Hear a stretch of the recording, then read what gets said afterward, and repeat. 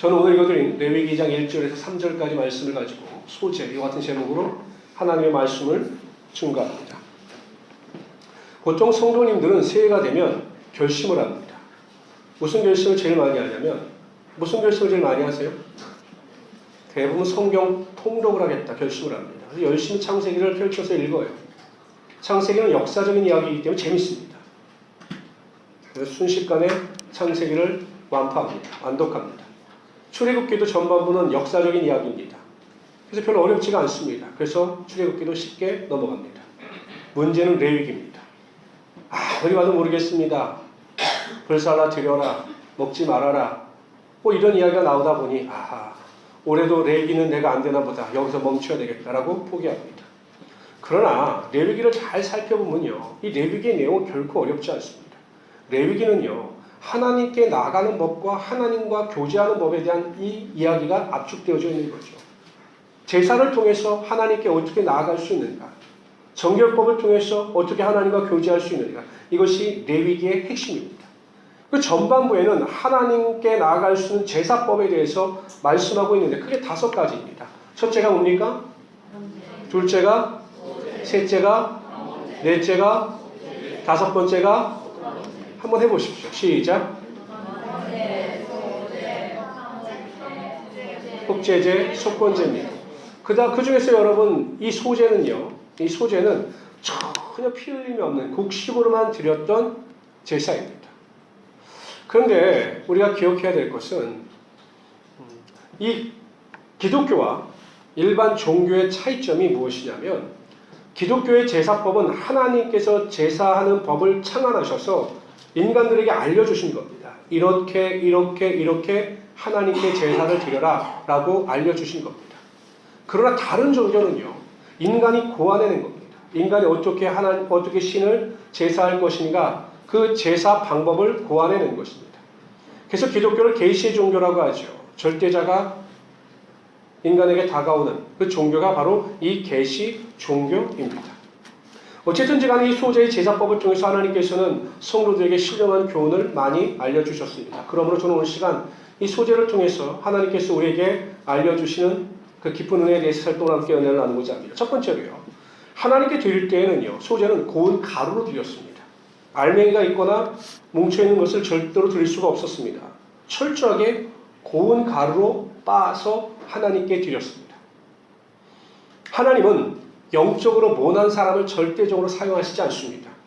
그 사람이 영적으로 뭐가 나 있으면 그 사람을 사용하시기 위하여 그 사람을 철저하게 고운 가루로 만드셔서 그 사람을 사용하십니다. 뿐만 아니라 불순물이 섞여 있는 사람도 사용하시지 않습니다. 여전히 하나님을 사랑한다고 하면서 육신의 정욕과 안목의 정욕과 이생의 자랑을 쫓아 사는 이 불순물을 가진 사람을 절대 사용하시지 않습니다. 불순물을 완전히 제거하신 다음에 온전한 고운 가루가 되었을 때 하나님께서는 그 사람을 사용하시는 겁니다. 애굽의 바로왕이요, 이스라엘 백성들이 기하급수적으로 늘어나자 두려워해서 남자아이들이 태어나면 그 히브리 아이들 다 죽였습니다. 근데 그때 모세가 태어나요. 근데 성경에 보면 모세가 정말로 잘생긴 겁니다. 너무 잘생겨서 부모가 아이를 죽일 수가 없어서 3개월 동안 그 집에서 키웠습니다. 그런데 여러분 보세요. 우리 아이들도 보면 점점 크면서 이 울을 때 목소리가 커져요. 이 목청이 트입니다. 그래서 두려워해서 이 부모가 상자를 만들어서 역청과 나무친을 바른 다음 그 상자에 아이를 넣고 나일강에 뛰어 보냈습니다. 하나님께서 예비하셔서 그 나무 상자를 바로의 딸이 발견하게 하고 모세는 왕궁에서 자라게 됩니다. 근데 하나님의 인도하심을 쫓아서 그 아이가 유모를 구하게 되는데 그 유모가 모세의 어머니, 친모가 모세의 어머니가 유모가 되었습니다. 그러면서 이 모세는 애굽의 왕에서 자랐지만 히브리인이라고 이 정체성을 가지고 살았습니다. 그러면서 그런 생각을 했습니다. 내가 어찌하든지 이 노예 고통 속에서 신음하고 있는 내 백성들을 반드시 구해내겠다. 이 결심을 합니다. 그래서 어떤 일에 휩쓸리게 되죠. 애굽 사람이 히브리 사람을 때리는 걸 보고 화가 나서 화대 쳤는데 애굽 사람이 죽어버린 겁니다. 내가 할 수 있다라고 생각한 것이 이게 우발적인 행동으로 나타난 거죠. 그래서 그는 광야로 도망을 갑니다. 40년 동안 철저하게 하나님께서는 그를 고운 가루로 만드셨어요. 내가 할 수 있다. 난 모든 것이 특별한 사람이다 라는 생각을 가졌던 모세가 나는 아무것도 할 수 없다 라고 하는 사람으로 변화가 되는 겁니다. 하나님께서 그를 다듬으시고 고운 가루의 사람이 되었을 때 그를 이스라엘 민족의 리더로 세워주셨고 하나님의 위대한 역사를 이끌어 가시는 위대한 하나님의 일꾼으로 만들어 주신 겁니다.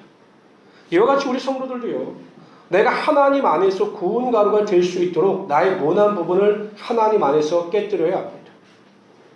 참 안타까운 것은요, 오늘 병원에 가면 제가 이번에 무슨 일때 병원에 가보니까 이 MRI가 있어서 사람이 그 MRI 통에 들어가면 몸의 모든 것이 다 찍혀서 어디가 잘못됐는지 무엇이 문제가 있는지 바로 진단이 나오더라고요. 그럼 의사들은 그 MRI 사진을 보고 그 환자들의 병을 고칩니다.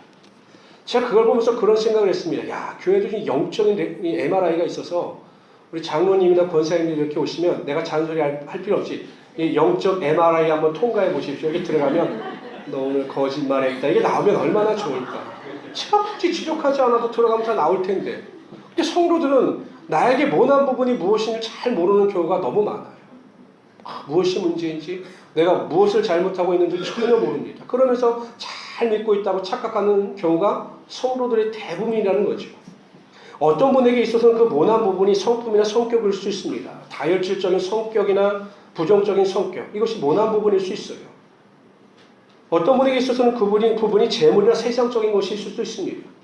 이 물질에 지나치게 집착하는 분 같은 경우도요, 이게 참 하나님 앞에 나아가 온전한 은혜를 체험하기가 참 어렵더라고요. 어떤 분에게 있어서는 그 부분이 자녀일 수도 있습니다. 어떤 분에게 있어서는 믿음 없는 것이 그 부분일 수도 있습니다.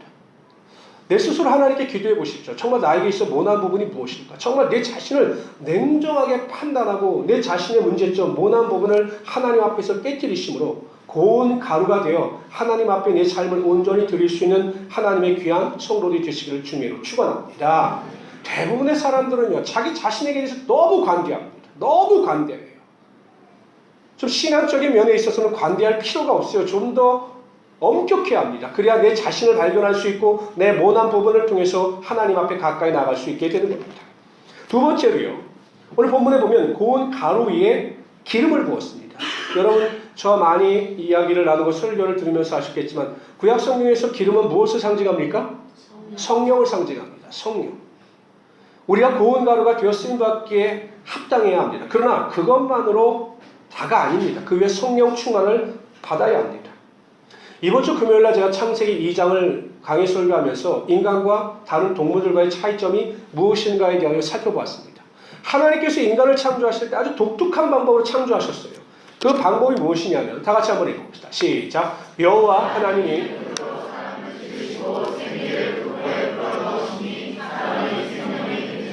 그 코에 무엇을 불어넣으셨습니까? 생기. 이 생기가 루아십니다. 루아. 이것이 성령입니다. 인간이 다른 동물과 다른 차이점은 하나님께서 그 코에 성령을 불어넣으셨기 때문에 인간이 다른 동물들과 다른 겁니다. 그런데 요즘 세대를 보면 그렇지 않아요. 인간이나 동물이나 그냥 동등합니다.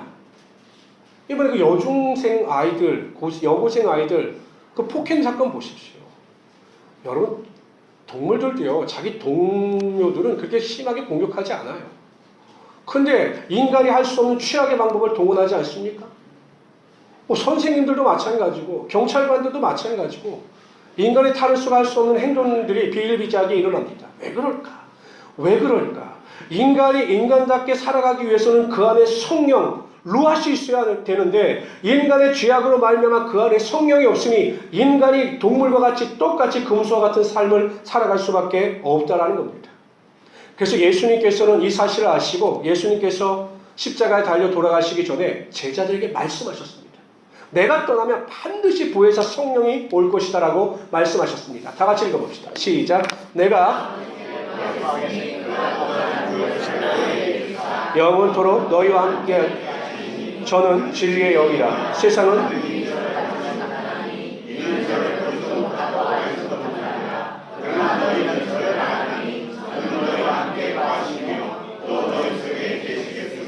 그리고 이 약속의 오순절날 마가의 다락방에 임하게 됩니다. 그러므로 제자들은 성령의 충만함을 받고 세상에 나가 복음을 증거합니다. 매를 맞고 죽음의 위협 속에서도 슬퍼하고는 낙심하지 않고 오히려 하나님의 뜻대로 당하는 고난에 대하여 기뻐합니다. 증인으로서의 삶을 살아가는 것에 대하여 즐거워합니다. 그것이 가능했던 것이 무엇입니까? 성령이 충만했기 때문입니다. 로마서는요, 단정적으로 이야기합니다. 다 같이 읽어봅시다. 시작. 육신의 생각은 사망이요 영의 생각은 생명과 평안이니라. 육신의 생각은 하나님의 원수가 되나니 이는 하나님의 법에 굴복지 아니할 뿐 아니라 할 수가 없습니다. 육신에 있는 자들은 하나님을 기쁘시게 할 수 없느니라. 만일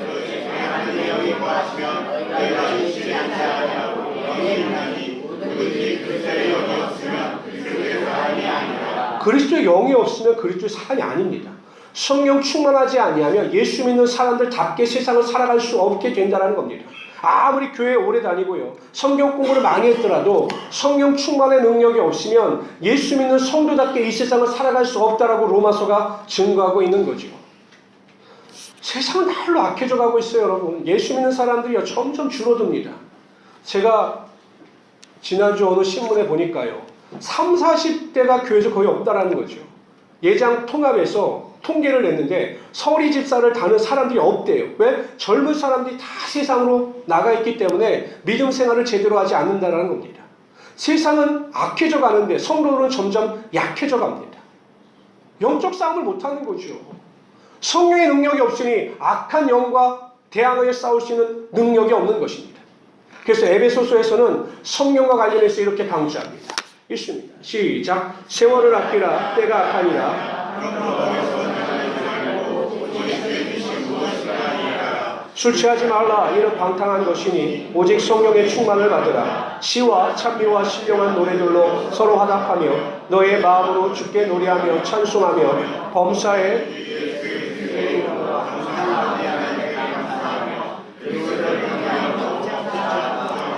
성령 충만을 받으라 이야기했습니다. 근데 헬라어 원어가요, 플레레입니다. 플레레. 근데 플레레는요, 이 진행형이에요. 지속적인 충만을 받으라는 겁니다. 그러니까 단회적인 충만을 이야기할 때 헬라어로 플레테를 쓰는데, 여기 플레레를 쓴 것은 예수 믿는 성도들은 끊임없이 성령의 충만함을 공급받아야 성령의 능력 가운데 살아갈 수 있게 된다는 것이죠. 여러분 보십시오. 성령 충만을 받아야 시와 찬미와 신령한 노래들로 서로 화답할 수 있는 것이고, 하나님을 찬양하며 하나님을 노래하며 범사에 감사하고 하나님의 말씀에 절대적으로 복종할 수 있는 것입니다. 제가 말씀드렸잖아요. 성령 충만한지 안 한지 세 가지만 체크하면 됩니다. 항상 기뻐하라, 쉬지 말고 기도하라, 범사에 감사하라. 이것이 없으면 성령 충만하지 않은 겁니다. 원망과 불평이 쏟아져 나오고 부정적인 생각으로 하나님 앞에 감사하지 못하고 평소에 기도하지 않으면 성령 충만하지 않은 겁니다. 이 악한 세상을 이겨나가기 위해서는 성령 충만을 사모하고 성령 충만한 능력 가운데 살아갈 수 있어야 되는 것입니다. 하나님은요, 성령 충만을 사모하여 간절히 구하는 자에게 성령의 능력을 다 허락하여 주시는 것입니다. 어디에 있든지 무엇을 하든지 간에 매일 깨어서 성령 충만을 위하여 기도하고 간구하심으로 성령 충만함 가운데 살아가시는 하나님의 귀한 성도들이 되시기를 주님으로 축원합니다. 세 번째로요, 유향을 놨습니다. 유향은 유향나무 열매에서 추출한 고급 향료입니다. 그러니까 여러분 보통 향료를 태우면 좋은 냄새가 나잖아요. 좋은 냄새가 납니다. 근데 보통 이 소재는 단독으로 들여지는 경우도 있지만 이 번제와 같이 들여졌어요. 번제. 근데 저는 이해가 좀 되지 않지만, 근데 이렇게 고기를 탈 때 냄새가 나잖아요. 냄새가 어떻습니까? 난 좋던데, 돼지 이렇게 하면. 하여튼 역겨웠나 봐요. 그래서 그 냄새를 제거하는 게 소재가 탁월한 역할을 했다고 합니다. 좋은 향기가. 이것은 상징적으로 우리에게 무엇을 보여주냐면, 예수 믿는 사람들은 삶을 통하여 예수 그리스도의 향기를 나타내 보여야 한다라는 겁니다. 이것도 안 먹네. 이거 좀 넘겨주시겠습니까? 그냥 넘겨주세요. 네. 다운된 것 같습니다. 여기 보지 마시고요. 감리교의 창시자 요한 웨슬러가 놀라운 경험을 한 것을 기록합니다. 17세기에 보면 기독교 역사에 절대적인 영향을 미쳤던 사람들 중에 하나가 이 모라비안 교도라고 있어요. 이 사람들은 누구냐면 1722년에 체코에서 카톨릭의 박해를 받자 이 사람들이 종교의 자유가 있는 카톨릭으로 독일로 이주를 합니다. 그래서 이 사람들을 모라비안 교도라고 불렀어요. 철저한 금욕주의 생활을 했고 성령의 능력을 사모하는 자들이었습니다. 근데 요한 웨슬레가 미국에서 부흥성회를 인도하다가 철저한 패배감을 경험하고 우울감에 빠집니다. 그러니까 믿음이 연약해졌어요. 그래서 1735년에 배를 탔는데 이 조지아주를 향해서 가는 시몬소라는 배를 탑니다. 근데 이 배가 큰 풍랑을 만나 위기에 빠지자 그 배 안에 타고 있던 모든 사람들이 배가 침몰할지 모른다라는 건 두려움 가운데 막 절망했어요. 그래서 배가 완전 아비규환의 상태에 이르게 됩니다. 그런데 가만히 요한 웨슬레도 두려워해서 서 있는데 어디서 찬송 소리가 들리는 겁니다. 그 찬송 소리를 쫓아 가봤더니 무리에 몇 무리 많은 사람들이 모여서 찬송을 부르는데 그 사람들은 외부의 환경이 어떠하든지 간에 그 찬송을 부르면서 그 얼굴에 절대적인 평화의 얼굴을 하고 있는 겁니다. 물어봤더니 모라비안 교도라는 이야기를 하더라는 거죠. 그때 요한 웨슬레가 고백합니다. 나는 너무나 부끄러웠다. 나는 예수를 믿는다고 했지만 내 안에 그리스도에 대한 확신이 없었고 그러므로 평안이 없었다. 나는 모라비안 교도들을 보면서 믿음에 대한 도전을 받았다. 이렇게 고백을 합니다. 그러니까 그 모라비안 교도들은 믿음의 향기를 통하여 많은 사람들을 감동시켰던 거죠. 사람이 숨을 거두고 이상한 게요. 조금만 시간이 흐르면 그 시신에서 악취가 나요. 모든 생물은 죽으면 악취가 나요. 살아있는 사람은요, 뭐 땀 냄새가 나고 노린내가 나도 그냥 심한 악취는 나지 않지만 하여튼 숨을 거두는 순간 육신에선 악취가 납니다. 성도의 영혼이 죽으면 그 사람에게서 악취가 나게 되어 있습니다. 그리스도의 향기가 아니라 세상의 악취입니다. 세상의 욕심, 탐심으로 가득한 악취입니다. 그런 분들과 제가 대화를 나누다 보면 영적으로 너무 답답합니다. 그분의 신분에 상관없이 세상의 악취를 풍기며 살아가는 성도나 목회자를 만나면 제 스스로 굉장히 답답함을 느낍니다. 하나님 안에서 그리스도의 향기를 나타내고 있지 못하기 때문이죠. 저는 우리 모든 성도님들이 교회에서뿐만 아니라 세상에 나가서 그리스도의 아름다운 향기를 전파하심으로 하나님의 은혜 가운데 많은 사람들에게 영적인 은혜를 끼치는 하나님의 귀한 성도들이 되시기를 주님으로 축원합니다. 정말 예수 믿는 사람이 어떻게 살아가는 것인가를 보여줄 수 있는 믿음의 모델들이 되시기 바랍니다. 네 번째로요. 예물에 드리는 그 제물에는 절대 누룩을 넣지 않았습니다. 성경을 어느 정도 아시는 분들은 이해를 가시고 이런 누룩은 무엇을 상징합니까? 또 발효는 현상이고 성경에서 뭘 상징합니까? 누룩. 죄. 뭐라고요? 누룩은 죄를 상징하는 겁니다. 그래서 어찌하든지 하나님께 드리는 제물에는 절대 누룩을 넣지 않았습니다. 성도라고 하는 한자의 의미는 거룩한 무리들이라는 뜻입니다. 구원받기 이전에 우리는 다 죄인이었어요. 아담과 하와의 범죄로 말미암아 영원히 멸망당할 수밖에 없었던 죄인이었습니다.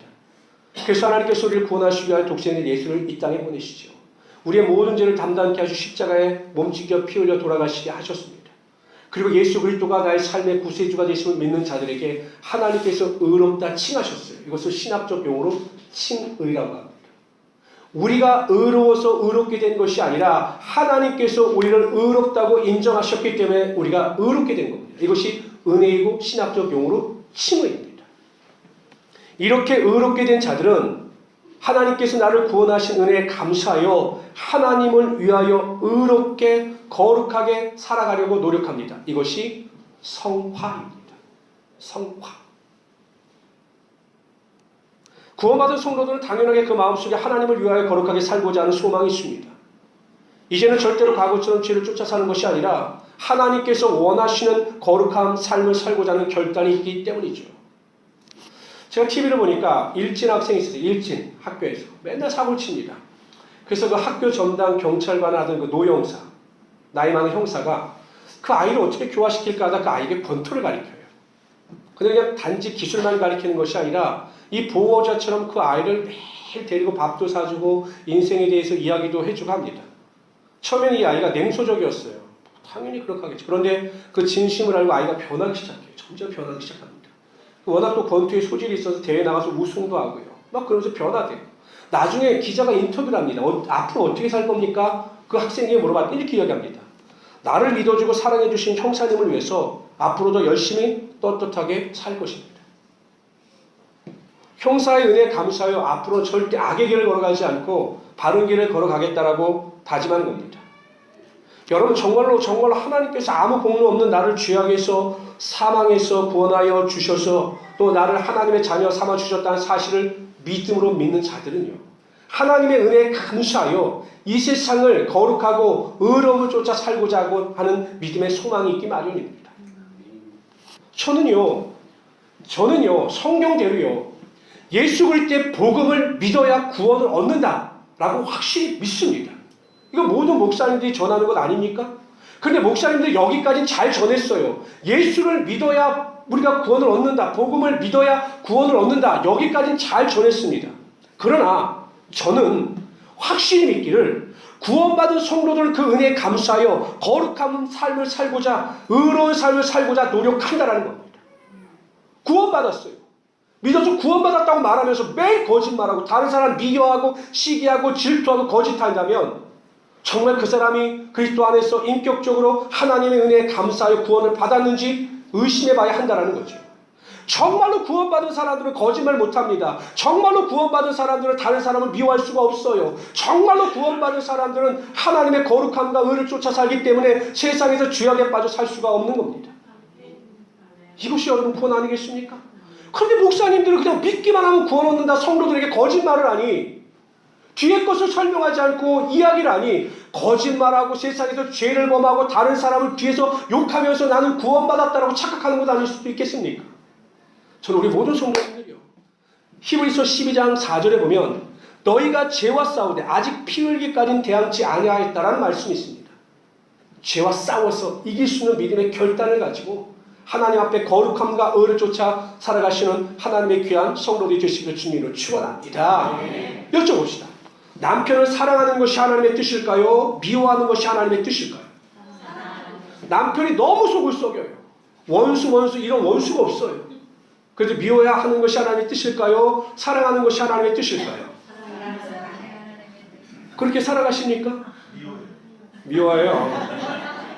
성도도 마찬가지 아니에요. 성도들이 보면 다 좋을 수가 없어요. 제가 보면 성도들 중에는 참 왜 저럴까 하는 사람도 있고, 성도들 중에 내 마음에 드는 사람들도 있어요. 그러나 예수 믿는 사람들은요, 최소한 어떤 갈등을 느껴야 되냐면 나는 그 사람이 싫어요. 그런데 그 싫어하는 것을 당연하게 여기면 안 되는 겁니다. 싫긴 싫은데 마음속에 갈등이 있는 거예요. 사랑해야 되는데 내가 왜 사랑하지 못하지? 라고 하는 갈등이 있는 겁니다. 그래서 최소한 하나님 앞에 기도하는 거죠. 하나님 나를 도와주십시오. 내가 그를 사랑할 수 있는 힘이 저에게는 없습니다. 그를 사랑할 수 있도록 저에게 힘을 주시고 믿음을 주십시오. 라고 기도하는 것이 최소한 성도의 아름다운 모습이라는 것입니다. 완전하진 않지만 완전을 추구하며 노력하는 것이 성도들의 참된 모습이라는 겁니다. 이러한 은혜와 능력을 가지고 살아가시는 하나님의 귀한 성도들이 되시기를 주님으로 축원합니다. 다섯 번째로요, 드려지는 예물에는 반드시 소금을 넣어야 했어요. 다 같이 읽어봅시다. 시작.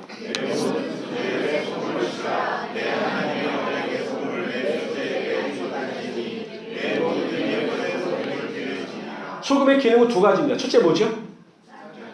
짜게 하는, 간을 볼 때 참 좋죠, 소금. 둘째는 부패를 막을 때 참 좋았습니다. 뭐 지금의 냉장고가 있어 그럴 필요는 없죠. 옛날에는 이제 부패를 막기 위해서 염장을 했죠, 소금으로.